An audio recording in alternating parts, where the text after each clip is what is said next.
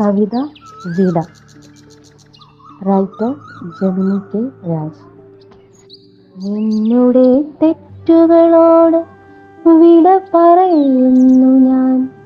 കാലത്തിൻ ഇരുണ്ട കോലായി നിർനിമേഷയായി ഞാൻ നിൽക്കുമ്പോൾ നിന്റെ ചിന്തകൾ ജീർണിച്ചവയെന്നും കരുതി ഞാൻ എതിർത്തതും എന്നുടെ സ്വാർത്ഥ ചിന്തകൾ കൊണ്ടൊരു കൂടാരം കെട്ടാനൊരുങ്ങിയതും നീ പറഞ്ഞ തിരുത്തലുകൾ ചേർക്കാതിരുന്നതും എന്നുടെ തെറ്റായിരുന്നു.